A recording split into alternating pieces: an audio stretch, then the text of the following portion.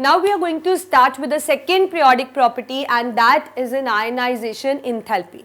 See, what is it actually? Suppose, as I told you, that atom always lose electron, right? So means all, like I am talking about all metals, metals have a tendency to lose electron. So suppose you have an atom like this, right? So like if I say that, let's take some example, let's take example of sodium. We know that its electronic configuration is 1s2, 2s2, 2p6, 3s1. You know that it is going to lose one electron, because after losing it will acquire a stable noble gas configuration. So let us make its shell. This is nucleus, right? It is first shell, this is second shell, and this is the third shell, right? And the electron is here. So suppose sodium has to lose its one electron. Sodium has to lose its one electron. Because after losing it will acquire a noble gas configuration. So it cannot lose electron as such. To remove an electron, we need to supply it with appropriate amount of energy. So because when we will supply this energy, then only we can actually remove the electron. So that energy which we supply to remove an electron is called as ionization enthalpy. So ionization enthalpy is the amount of energy, right, required. I'll just write the definition again. Amount of energy required to remove an electron. Which electron? Valence electron. From where? From outermost shell of an atom when it is in gaseous state. Because whenever you add or remove electron, the atom has to be in gaseous state. That means it should be loosely bound. Then only, because there will be a weak force, then only it will be able to lose its electron. So ionization enthalpy, that means denoted by delta H, right? It is the amount of energy required which is to be given to an atom in order to remove its valence electron from outermost shell of an atom when it is in gaseous state. So this is clear that to remove an electron you always need to supply energy. That means delta H is positive because you are supplying this energy, and it is measured in unit kilojoules per mole. So I think it's clear that what is an ionization energy? Energy which is being given to extract an electron from the outermost shell of an electron when it is in gaseous state. Now we have successive ionization energies also. That means, suppose I am talking about sodium, right? So when I am when I am removing an electron from 3s orbital, then obviously if I am removing one electron, I need to supply it certain energy. Let us say that it is ionization energy 1. After that it becomes 1s2, 2s2, 2p6, and I wish to remove one more electron, then I need to supply it with ionization energy 2. After removing one more electron, now it becomes 1s2, 2s2, 2p5. Again I need to supply it with certain energy. This will be ionization energy 3. So all of these energy which are supplied to a same atom in order to remove one, then second, then third electron, these are called as successive ionization energies. So let's say that for removing one first electron, the ionization energy is delta H1. For removing the second, it becomes delta H2. For removing the third electron, it becomes delta H3. So on, you can supply constantly the energy, and you can actually remove the electrons one by one. What we have seen is that, what we need to learn here is that the ionization energy of 3, like if I am removing 1, 2 and 3 electrons, let us take an example that I need to remove only 3 electrons from sodium. Right. So I will be supplying with delta H1, delta H2, delta H3. So what we have seen that delta H3 is the greatest, then followed by delta H2, then followed by delta H1. That means delta H1 is the smallest. That means the value or the magnitude of the energy which is being supplied here in removing the first electron is less as compared to the second, and second is less as compared to the third. So what is the reason behind? See. Suppose I am removing this one electron, right? It was 3s1, this is third shell. So let us remove this one electron, and I am supplying with delta H1, right? So it will lose this electron. Now it has only 2 shells. It has only 2 shells. Now the same nuclear charge is acting on a smaller number of electrons. So obviously they will be tightly packed. So that is the reason you need to supply it with more energy now. So now I need to extract electron from the second shell, 1 electron. So I need to supply it with delta H2, right. So then when 1 electron will be removed, it will be left only with 2p5. It will be left only with 2p5 because it was 2s2 2p6 earlier. Now after removing 1 electron it becomes 2s2 2p5. Now again the nuclear charge is acting on a lesser number of electrons. So obviously it will be increased, the electrons will be tightly bound and we need to supply it with more energy. So that is the reason that the ionization energy value for the third is greater than the second, and the second ionization energy value is more than the first. The reason just is that the nuclear charge goes on increasing as you remove the electrons, because the value of charge remains the same and it is now acting on a lesser number of electrons. So obviously it is going to bound them tightly. So this is what is a successive ionization energy and how you need to explain. Now moving on to the ionization energy only. So what are the factors that actually affect the ionization energy? They are the nuclear charge, atomic size, penetrating effect, screening effect and arrangement of electrons. So these are the factors actually which actually determine that what amount of energy you need to supply. So let us take first a factor, that is the nuclear charge. You know that suppose I have an atom whose one, let us take two atoms. The one is that which has more nuclear charge and the one which has less nuclear charge. So obviously the more nuclear charge means the nucleus is attracting the electrons with more force. So that means you need to supply it with obviously more energy, and here you comparatively the less energy is required. So that means more is the nuclear charge, more energy is to be supplied in order to remove an electron. Second is the size. Let us take another example of size. I have a big atom, I have a small atom. Where do you think you need to give more energy? Obviously to a small atom, because the small atom will have increased nuclear charge. More nuclear charge means more attraction between the nucleus and the outermost electrons. So more energy is to be supplied. So I think you got it with the size also. Next is the penetrating effect. Penetrating effect means means from which orbital you need to remove an electron. As you know that you have 4 orbitals, generally 4 orbitals, and it is found that S is comparatively closer to nucleus.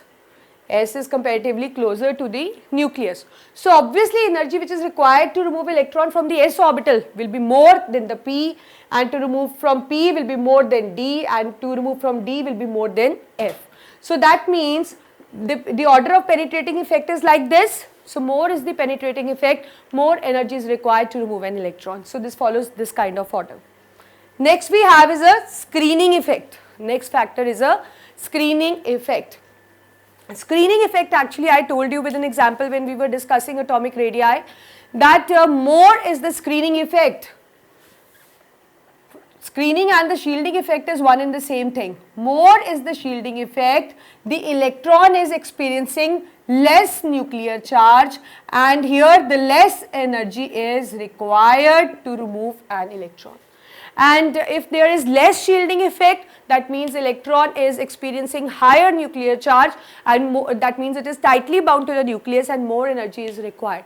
If you have any problem related to shielding effect, just look at the video of atomic radii where I completely discussed about the shielding effect with an example of sun. So this is what is a shielding effect. So more is the shielding effect, then less amount of nuclear charge it is actually feeling, and that means less tightly bound by the nucleus, and that means less energy is to be supplied, and vice versa if it is showing a lesser amount of screening effect is there. Next, arrangement of electrons. You know that we have orbitals which are half filled and we have orbitals which are completely filled. It is actually this arrangement of electron factor is applicable only in that case where, and let us take an example of an orbital where it is half filled or where it is completely filled. So in this case, the energy required will be obviously very high, because here you can say that stable electronic configuration is there, and no atom, like everything in the universe is just struggling for this stability. So do you think that a stable thing can actually make itself unstable? No. So to make it unstable, obviously you need to supply it with huge amount of energy if you need to extract an electron. So this is what are the factors on which the ionization energy depend, or enthalpy depend. Now we are going to discuss that how it varies along group and period. So along group, we see that ionization energy always decrease along group. So let us take an example of first group: lithium, sodium, potassium, rubidium, cesium. As we discussed in the atomic radii, that as we move down, every time a new shell is added. Every time a new shell is being added. Due to addition of new shell, obviously the screening effect is increasing, because the inner orbitals also get filled, right? And moreover, like due to this effect, and we have also seen that repulsions or you can say the nuclear charge is also increasing. Nuclear charges, because when an electron increase, obviously a nuclear charge has to increase, and the screening effect increase because the filling of inner orbitals occur. New shell, we have already seen that here the electronic configuration is this, and in this it is probably this. So every time a new shell is being added, right?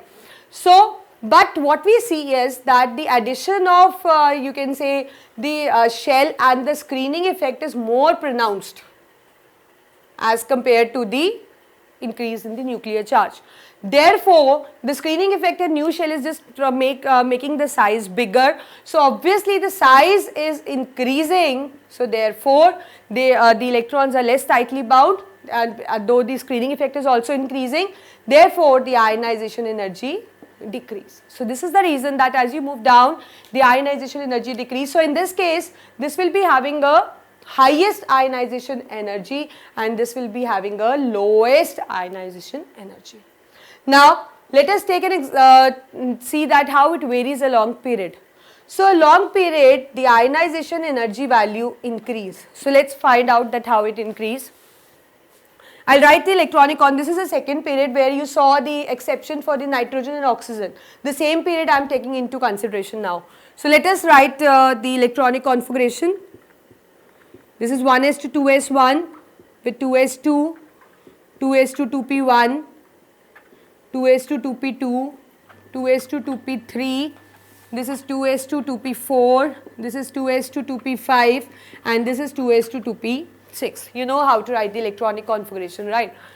So here when we are moving along period, what we see that like if we compare lithium and beryllium, nuclear charge is increases by 1 unit. Right. So obviously its ionization energy will be high than the lithium. Again nuclear charge by 1, so its ionization energy is going to be greater than this thing. And carbon will again have the greater ionization energy, and still this thing nitrogen is going to have more, because again every time a new electron is added to a same shell, so nuclear charge is increasing by plus unit charge. Now if we compare nitrogen and oxygen, though the nuclear charge is increasing by 1 unit, but nitrogen is half filled. Nitrogen is half filled, and whereas oxygen has 4 electrons in outermost shell. And we have already discussed that half filled and fully filled orbitals are more stable. So obviously it is very difficult to remove electron from nitrogen. So therefore nitrogen is going to possess high ionization energy than oxygen. So this is an exception here. Then if you compare oxygen and fluorine, then here the 5 electrons are there, because fluorine is having 5 electrons, right, and oxygen is having 4. So again the nuclear charge is increasing by plus 1 unit, but still if we talk about ionization energy, fluorine is smaller in size, so it is going to possess high ionization energy than oxygen. Now comparing fluorine and neon, neon is having 6 electrons. Neon is having 6 electrons. So obviously completely filled, and as I told you, the completely filled and half filled orbitals are more stable. More energy is required to disturb their electronic configuration or to extract an electron. So again, the neon is going to possess the high the ionization energy, because it is very difficult to destabilize the stable electronic configuration. That means an orbital with completely filled shell, because it has the 6 electrons in outermost shell, right, the 8 electrons, sorry, an octet is complete. So that is why it is very difficult. So half filled and completely filled orbitals are more stable, and they are going to possess the highest, you can say, the ionization energy in their respective place where they are present, right. So this is all about the ionization enthalpy. So likewise, taking the factors into consideration, you are going to answer the question. So just try to practice problems which are present after the topic. So just make out that which has high ionization energy, 1 or 2. So likewise, and one more thing I need to discuss with you. Suppose I am talking about you can say sodium and magnesium. Let us talk about this. Its electronic configuration is atomic number is 11 and its atomic number is 12. So if I write the configuration, it will be this, and for this it is going to be this, right. So out of it, you know that sodium is quite bigger in size, so therefore its ionization energy is going to be less, and as compared to magnesium it's going to be high. So if we talk about their first ionization energy, so this is for sodium and this is for magnesium, so it is higher for the magnesium. Now after removing one electron, it has acquired this configuration and it becomes Na positive, and this becomes this positive, and it has now one electron. Now you are trying to remove another electron. So do you think the ionization energy second will be greater for the magnesium only? No, it is going to be smaller. So ionization energy 2 for sodium is going to be higher for to remove a second electron as compared to the magnesium, because here you are going to remove the second electron from the stable noble gas configuration, which is quite difficult, but here there is no stable electronic configuration. So second ionization energy will be less for Mg positive as compared to Na positive. So this is how you can compare the ionization energy of different elements, just taking into consideration that when they become half filled or when they become completely filled or when they are not having a stable electronic configuration. So these factors actually help in deciding that which is going to possess high or low ionization enthalpy. But definitely the concept is going to be delta H positive, that means you need to supply energy.